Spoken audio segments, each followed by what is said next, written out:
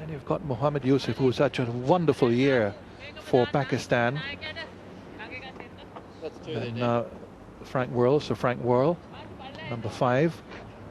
Of course, batted at number 5 because he had 2 Ws ahead of him. Everton Weekes and Clyde Walcott were batted ahead of him.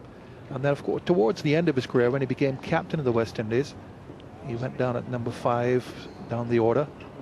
And in spite of the fact that he was in his late 30s, batted very consistently. Shivnarayan Chanderpaul at 6, which seems rather low for him. Still playing, of course. Overall average in the mid-40s. Of course, the reason for bringing this up, this particular list of these players, and it's a staggering list really, is because of Daniel Vettori, who's now on strike.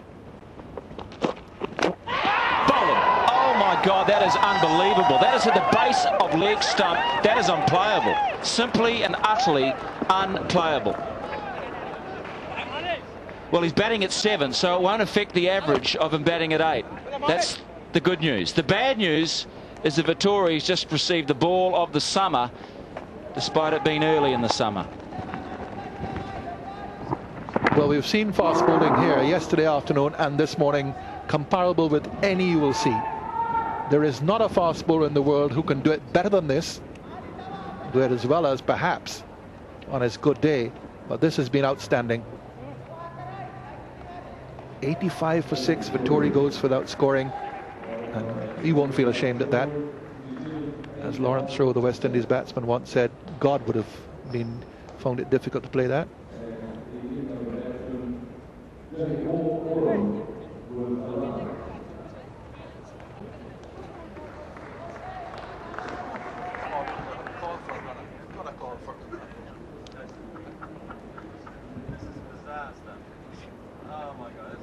Anything can happen.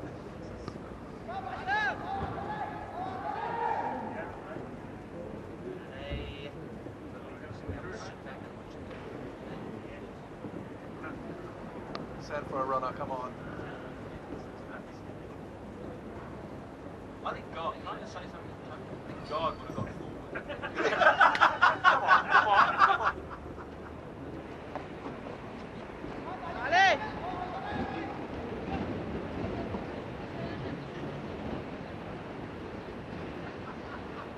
Come on, buddy, come on, Lassie! Can do it, boys, come on! Have a look at 2 legs, please. That's 2 there,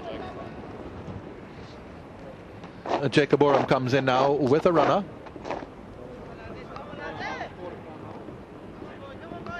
Jamie Howe is over at square leg. Will run for him. He has a leg strain. This is the reason he's batting as low as this in the order. Comes in to replace Daniel Vettori. Malinga has hit the stumps twice today. He hit him once yesterday to get rid of Astle. He's hit him twice today to get rid of Sinclair and Vettori.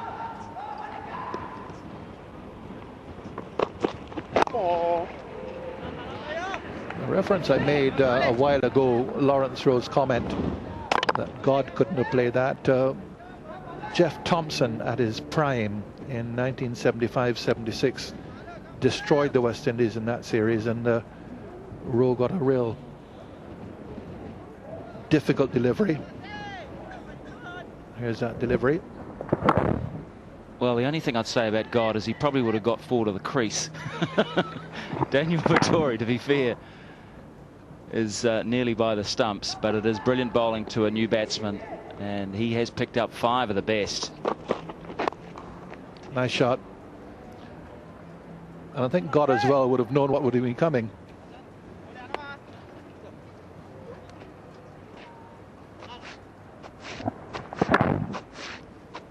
But what pace and what direction with that late movement.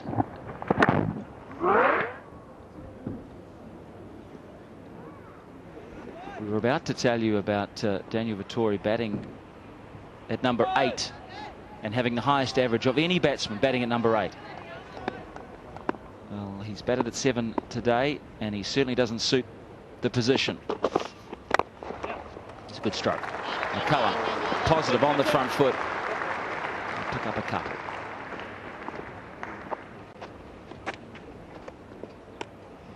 So the moral of the story for Vittori is bat where you know best. But of course he's out there, or was out there, because Jacob Oram, with his injury, is being forced to bat at 8. Now is out there with McCullum with a runner. So after a lot of short pitch deliveries from Malinga to start the day's play here, he's now reverting to an all-out blitz with the Yorker.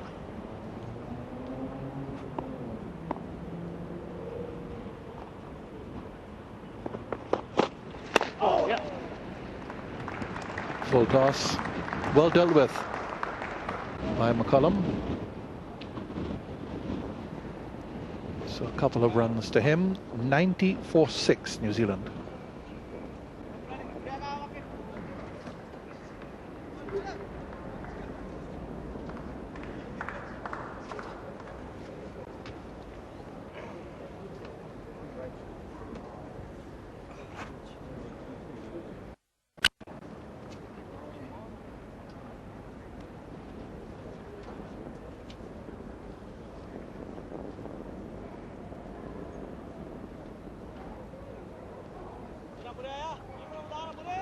Malinga 5 of the 6.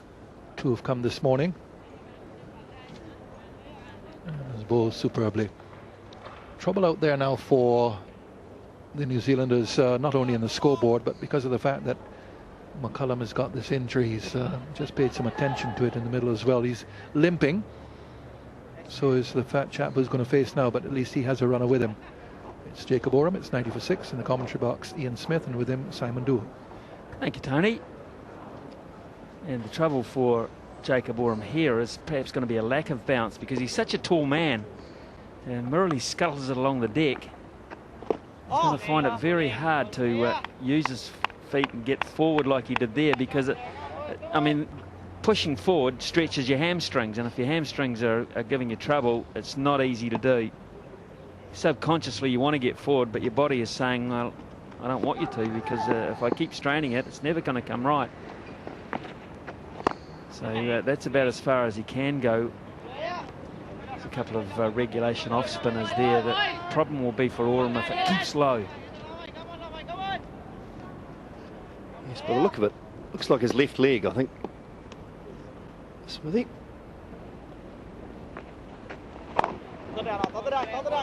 Which means that when he stretches forward, the left leg is the straight one at the back. Being a left-hander, can't get too far over top.